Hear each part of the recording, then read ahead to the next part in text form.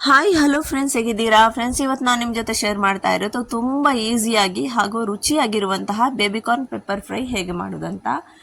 ನೀವು ಇಷ್ಟರವರೆಗೆ baby corn pepper fry ತಿಂದಿಲ್ಲ ಅಂದರೆ ಇವತ್ತೇ ಇದನ್ನು ಟ್ರೈ ಮಾಡಿ. ಆಗಲೇ ನಿಮಗೆ ಈ ಬೇಬಿಕಾರ್ನ್ನ ನಿಜವಾದ ರುಚಿ ಗೊತ್ತಾಗ್ತದೆ. ಅಂದರೆ ಅಷ್ಟೊಂದು ಟೇಸ್ಟಿಯಾಗಿರುವಂಥ ಈ ಬೇಬಿಕಾರ್ನ್ ಹೇಗೆ ಮಾಡೋದಂತ ನೋಡ್ಕೊಂಡು ಬರೋಣ. ಇಲ್ಲಿ ಫಸ್ಟಿಗೆ ಒಂದು ಪಾತ್ರೆಯಲ್ಲಿ ನೀರು ಹಾಕೋಣ. ಬೇಬಿಕಾರ್ನ್ ನೀವು ಕಾರ್ನ್ ಎಷ್ಟು ತಗೊಂಡಿದ್ದೀರಿ ಅದರ ಪ್ರಕಾರ ನೀರು ತಗೊಳ್ಬೇಕು. ಹಾಗೂ ಇಲ್ಲಿ ರುಚಿಗೆ ತಕ್ಕಷ್ಟು ಉಪ್ಪು ಕೂಡ ಹಾಕಬೇಕು. ಉಪ್ಪು ನೋಡಿ, ನಾವೀಗ ರೈಸ್ ಎಲ್ಲ ನಾವು ಕುದಿಸುವಾಗ ಉಪ್ಪು ಹಾಕ್ತೇವಲ್ಲ, ಅದೇ ಥರ ಟೇಸ್ಟಿಗೆ ಬೇಕಾಗುವಷ್ಟು ಉಪ್ಪು ಹಾಕಿದರೆ ಸಾಕು. ಆಮೇಲೆ ಇಲ್ಲಿ ತೆಗೆದಿಟ್ಟಂತಹ ಬೇಬಿಕಾರ್ನನ್ನು ಆ್ಯಡ್ ಮಾಡೋಣ. ನಿಮಗೆ ಈ ಬೇಬಿಕಾರ್ನ್ ಮಾರ್ಕೆಟಲ್ಲಂತೂ ಈಸಿಯಾಗಿ ಸಿಗ್ತದೆ. ಇದರ ಟೇಸ್ಟ್ ಅಂತೂ ಹೇಳೋದು ಬೇಡ, ತುಂಬಾ ಟೇಸ್ಟ್ ಆಗಿರ್ತದೆ ಫ್ರೆಂಡ್ಸ್. ಈ ಥರ ಪೆಪ್ಪರ್ ಫ್ರೈ ಮಾಡಿದ್ರಂತೂ ಟೇಸ್ಟು ಇನ್ನಷ್ಟು ನಿಮಗೆ ಇದರ ಟೇಸ್ಟನ್ನು ಹೆಚ್ಚಿಸ್ತದೆ.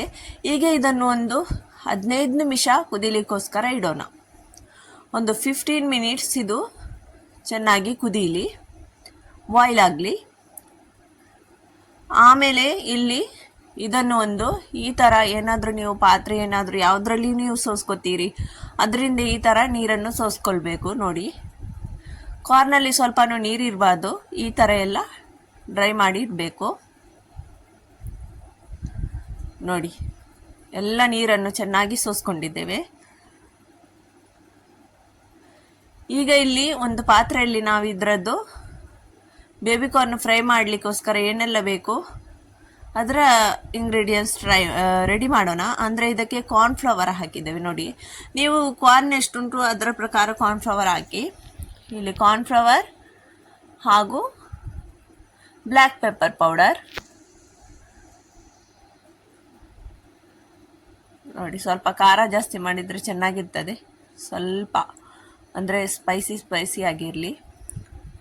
ಇದು ಉಪ್ಪು ರುಚಿಗೆ ತಕ್ಕಷ್ಟು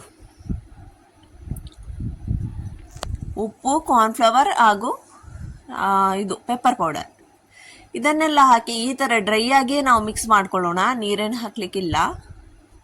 ಈಗ ಇದಕ್ಕೆ ನಾವಿಲ್ಲಿ ಸೋಸ್ಕೊಂಡು ಇಟ್ಟಿದ್ದೇವಲ್ಲ ನೀರನ್ನೆಲ್ಲ, ಆ ಬೇಬಿಕಾರ್ನನ್ನು ಇದಕ್ಕೆ ಹಾಕಿ ಚೆನ್ನಾಗಿ ಮಿಕ್ಸ್ ಮಾಡ್ಕೊಳ್ಳೋಣ. ಅಂದರೆ ಇದಕ್ಕೆಲ್ಲ ಈ ನಮ್ಮ ಕಾರ್ನ್ಫ್ಲವರ್ ಅದೆಲ್ಲ ಚೆನ್ನಾಗಿ ಅಂಟ್ಕೊಳ್ಬೇಕು. ನೋಡಿ, ಈ ಥರ ಚೆನ್ನಾಗಿ ಮಿಕ್ಸ್ ಆಗಿದೆ. ನೋಡಿ, ಈಗ ಇದನ್ನೀಗ ಫ್ರೈ ಮಾಡೋಣ. ಇಲ್ಲಿ ಒಂದು ಬಾಣಲೆಯಲ್ಲಿ ನಾವು ಸ್ವಲ್ಪ ಎಣ್ಣೆ ಹಾಕೋಣ. ಡೀಪ್ ಫ್ರೈ ಮಾಡಲಿಕ್ಕೆ ಇರೋದು, ಜಾಸ್ತಿ ಎಣ್ಣೆ ಬೇಡ. ನೋಡಿ, ಡೀಪ್ ಫ್ರೈ ಮಾಡೋದಾದ್ರೂ ಇಷ್ಟು ಎಣ್ಣೆ ಇದ್ದರೆ ಸಾಕು. ಎಣ್ಣೆ ಬಿಸಿ ಆಗಲಿ, ತುಂಬಾ ಎಣ್ಣೆ ಬೇಕು ಹಾಗೇನೂ ಇಲ್ಲ, ಇಷ್ಟು ಎಣ್ಣೆ ಇದ್ದರೆ ಸಾಕು. ಈಗ ಎಣ್ಣೆ ಚೆನ್ನಾಗಿ ಬಿಸಿ ಆದಮೇಲೆ ಅದಕ್ಕೆ ನಾವು ಈ ಥರ ಕಾರ್ನನ್ನು ಹಾಕೋಣ. ನೋಡಿ, ಈ ಥರ ಆ್ಯಡ್ ಮಾಡೋಣ. ಒಂದೊಂದೇ ಕಾರ್ನನ್ನು ಈ ಥರ ಸ್ಲೋವಲ್ಲಿ ಇದನ್ನು ಫ್ರೈ ಮಾಡಬೇಕು, ಆಗನೇ ಇದು ಚೆನ್ನಾಗಿ ಫ್ರೈ ಆಗ್ತದೆ. ನೀವು ಫಾಸ್ಟ್ ಗ್ಯಾಸಲ್ಲಿ ಫ್ರೈ ಮಾಡಿದರೆ ಬೇಗನೆ ನಿಮಗೆ ಇದು ಕಲರ್ ಬರ್ಬೋದು ಚೆನ್ನಾಗಿ, ಆದರೂ ಒಳಗಿಂದ ಅದು ಚೆನ್ನಾಗಿರೋದಿಲ್ಲ. ಅಷ್ಟು ಸ್ಲೋ ಗ್ಯಾಸಲ್ಲಿ ಫ್ರೈ ಮಾಡಿದರೆ ತುಂಬ ಚೆನ್ನಾಗಿ ಒಳಗಡೆ ಎಲ್ಲ ಬೇಯ್ತದೆ ಅಂತಲ್ಲ, ಫ್ರೈ ಎಲ್ಲ ತುಂಬ ಚೆನ್ನಾಗಿ ಕ್ರಿಸ್ಪಿ ಆಗ್ತದೆ. ನೋಡಿ ಫ್ರೆಂಡ್ಸ್, ಇದ್ರದ್ದು ಈಗ ಕಲರ್ ಸ್ವಲ್ಪ ಬ್ರೌನ್ ಆದರೆ ಸಾಕು, ಜಾಸ್ತಿ ಅಲ್ಲ. ಇದ್ರದ್ದು ಕಲರ್ ಹೇಗೆ ಬರಬೇಕಂದ್ರೆ, ಕರೆಕ್ಟಾಗಿ ಬರಬೇಕಂದ್ರೆ ಇದರ ಕಲರ್ ಈ ಥರ ಬರಬೇಕು. ನೋಡಿ, ಇದಕ್ಕಿಂತ ಜಾಸ್ತಿನೂ ಮಾಡಬೇಡಿ, ಕಮ್ಮಿನೂ ಮಾಡಬೇಡಿ, ಇದೇ ಕರೆಕ್ಟ್ ಕಲರ್ ಅಂತ ಹೇಳ್ಬೋದು. ನೋಡಿ, ತುಂಬ ಚೆನ್ನಾಗಿ ಇದರದ್ದು ಕಲರ್ ಬಂದಿದೆ. ಈಗ ಇದನ್ನು ನಾವು ಎಣ್ಣೆಯಿಂದ ತೆಗೆಯೋಣ. ನೋಡಿ, ಎಷ್ಟು ಚೆನ್ನಾಗಿ ಕಾಣ್ತಾ ಉಂಟು.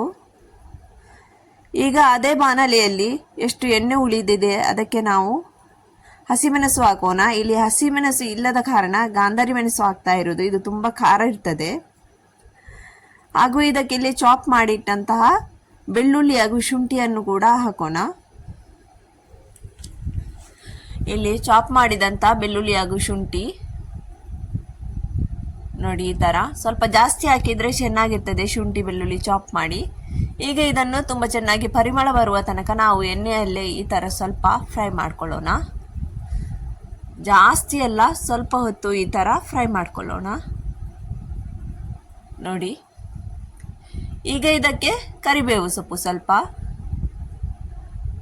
ಇದನ್ನು ಕೂಡ ಸ್ವಲ್ಪ ಎಣ್ಣೆಯಲ್ಲಿ ಆಚೆ ಈಚೆ ಮಾಡಿ ಫ್ರೈ ಮಾಡೋಣ.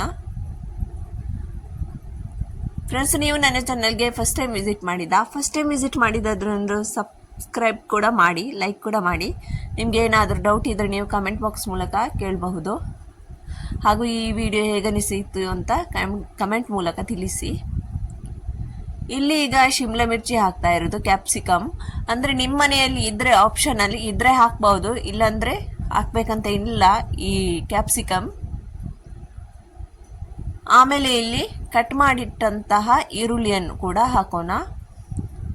ನೋಡಿ, ಈ ಥರ ಈರುಳ್ಳಿಯನ್ನು ಕೂಡ ಆ್ಯಡ್ ಮಾಡ್ತಾ ಇರೋದು. ತುಂಬ ಈರುಳ್ಳಿ ಇಷ್ಟ ಅಂದರೆ ಸ್ವಲ್ಪ ಜಾಸ್ತಿ ಹಾಕಿ, ಇಲ್ಲಾಂದರೆ ಎಷ್ಟು ಕಾರ್ನ್ ಉಂಟು ಅದರ ಪ್ರಕಾರ ಹಾಕಿ. ಈ ಥರ ಈರುಳ್ಳಿಯನ್ನು ಹಾಕಿ ಇದನ್ನೆಲ್ಲ ಈಗ ನಮಗೆ ಒಂದು ಸ್ವಲ್ಪ ಕಲರ್ ಚೇಂಜ್ ಆಗುವ ತನಕ ಮಿಕ್ಸ್ ಮಾಡಬೇಕು. ಜಾಸ್ತಿ ಅಲ್ಲ, ಸ್ವಲ್ಪ ಕಲರ್ ಚೇಂಜ್ ಆಗುವ ತನಕ. ತುಂಬ ಚೆನ್ನಾಗಿ ಬರ್ತದೆ ಫ್ರೆಂಡ್ಸ್. ಒಬ್ಬೊಬ್ಬರು ಇದನ್ನು ಎಂತ ಇದು ಈ ಥರ ಸಣ್ಣ ಸಣ್ಣ ಕಾರ್ನ್ ಅಂತ ಇದನ್ನೆಲ್ಲ ಮಾರ್ಕೆಟಿಂದ ಎಲ್ಲ ತರೋದಿಲ್ಲ. ಈ ಥರ ನಿಮಗೆ ಸಿಕ್ಕಿದರೆ ಬಿಡಬೇಡಿ, ಇದು ತುಂಬ ಟೇಸ್ಟಾಗಿರ್ತದೆ ಫ್ರೆಂಡ್ಸ್. ಈಗ ಇದಕ್ಕೆ ಸ್ವಲ್ಪ ರುಚಿಗೆ ತಕ್ಕಷ್ಟು ಉಪ್ಪನ್ನು ಕೂಡ ಆ್ಯಡ್ ಮಾಡೋಣ. ಇದೆಲ್ಲ ಹಾಕಿದ ಮೇಲೆ ಒಮ್ಮೆ ಚೆನ್ನಾಗಿ ಇದನ್ನು ಫ್ರೈ ಮಾಡ್ಕೊಳ್ಳೋಣ. ಸ್ವಲ್ಪ ಕಲರ್ ಚೇಂಜ್ ಆದರೆ ಸಾಕು, ಸ್ವಲ್ಪ ಬಾಡಿದ್ರೆ ಸಾಕು. ಇದು ನೋಡಿ, ಈಗ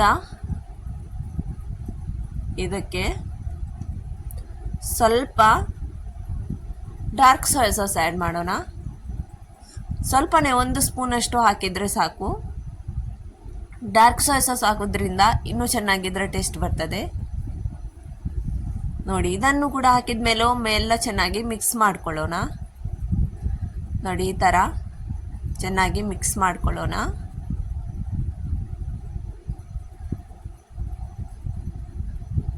ಈಗ ನೋಡಿ, ಈ ಕಲರ್ ಬಂದಿದೆ. ಇಷ್ಟು ಕಲರ್ ಬಂದರೆ ಸಾಕು ನಮಗೆ, ಜಾಸ್ತಿ ಕಲರ್ ಬೇಕಂತ ಇಲ್ಲ. ಈಗ ಇದಕ್ಕೆ ಪೆಪ್ಪರ್ ಪೌಡರ್ ಹಾಕೋಣ. ಯಾಕಂದರೆ ಕಾರ್ನಲ್ಲಿ ಕೂಡ ಸ್ವಲ್ಪ ಪೆಪ್ಪರ್ ಪೌಡರ್ ಉಂಟು, ಸ್ವಲ್ಪ ಅದು ಸ್ಪೈಸಿ ಉಂಟು.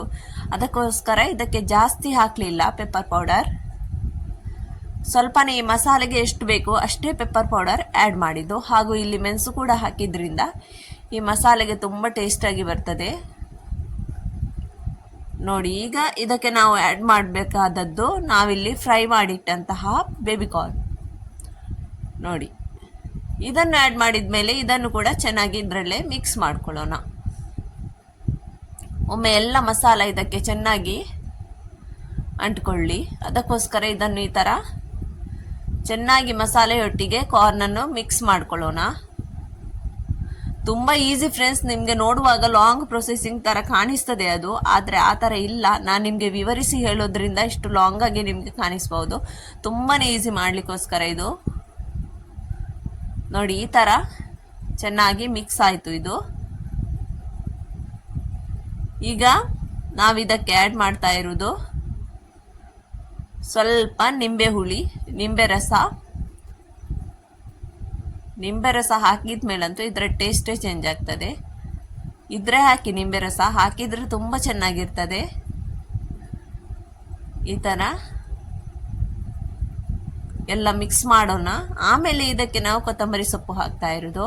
ಇದೆಲ್ಲ ಹಾಕೋದ್ರಿಂದ ಇದ್ರ ತುಂಬ ಚೆನ್ನಾಗಿದ್ರ ಟೇಸ್ಟ್ ಬರ್ತದೆ ಫ್ರೆಂಡ್ಸ್. ನೋಡಿ, ಇದನ್ನೀಗ ಈ ಥರ ಚೆನ್ನಾಗಿ ಮಿಕ್ಸ್ ಮಾಡೋಣ. ನಮ್ಮದೀಗ ಇಲ್ಲಿ ಬೇಬಿಕಾರ್ನ್ ಪೆಪ್ಪರ್ ಫ್ರೈ ಅಂತೂ ರೆಡಿಯಾಗಿದೆ. ನೀವು ಕೂಡ ಇದನ್ನು ಒಮ್ಮೆ ಖಂಡಿತ ಟ್ರೈ ಮಾಡಲೇಬೇಕು. ಉಪ್ಪು ಸ್ವಲ್ಪ ನೋಡಿ ಹಾಕಿ, ಉಪ್ಪು ಕಮ್ಮಿ ಇದ್ದರೆ ಉಪ್ಪು ಕೂಡ ಹಾಕಿ. ನಾನಿನ್ನು ಸಿಗ್ತೇನೆ ನೆಕ್ಸ್ಟ್ ವಿಡಿಯೋದಲ್ಲಿ. ಅಲ್ಲಿ ತನಕ ಬಾಯ್ ಬಾಯ್.